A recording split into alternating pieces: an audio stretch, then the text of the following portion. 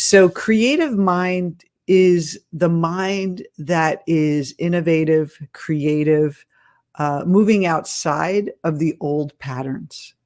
When we're growing up, we are conditioned to conform. The ego wants us to be safe. And so it comes up with all these strategies, basically creating a personality that's pleasing to the world. And then it molds us into a very fixed way of being that limits us, actually. It helps us survive, but it limits us as we go through life. It helps us get along with the kids at school, obey our parents, be a good employee and show up for work and all those responsible things. Yeah, so we can think of this duality.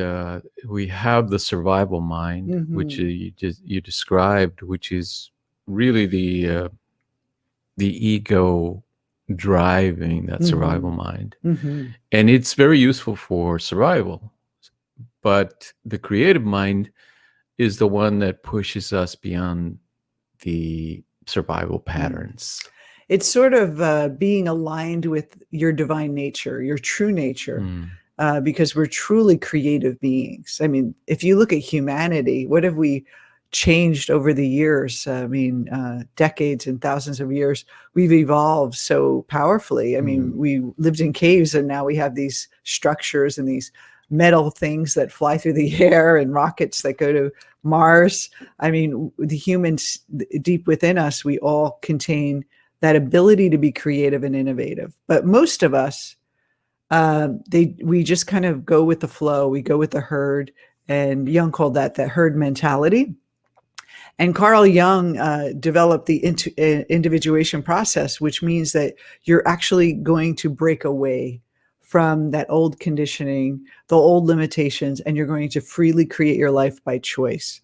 Because if you just stay with what you were given, the kind of the strategies their ego developed, unconsciously, you're going to limit the amount of money you have, the type of relationships you have, friendships, health in your body. Everything is basically controlled by the ego, and you don't have a choice. And so it's like living in a prison.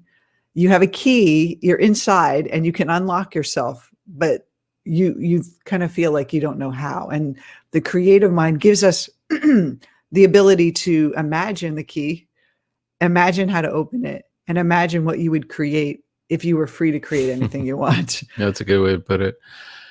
Yeah, it's almost like we have this resentment against the survival mechanism because it does limit us. And it is very limiting and restricting.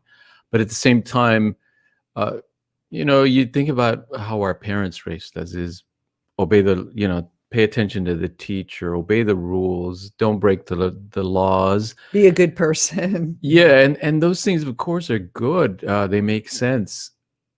Only to a certain point, because once we get to adulthood and we start maturing, those expectations of just following the herd, the external rules, become then that prison of limitation, of just the survival mind and just conforming.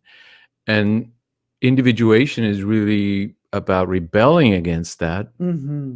But in a creative way, not rebelling. Yeah, exactly. Not just throwing everything away because we want to be free, but we want to be free in a true sense, not just pushing away the rules, meaning we just want to be free of the rules.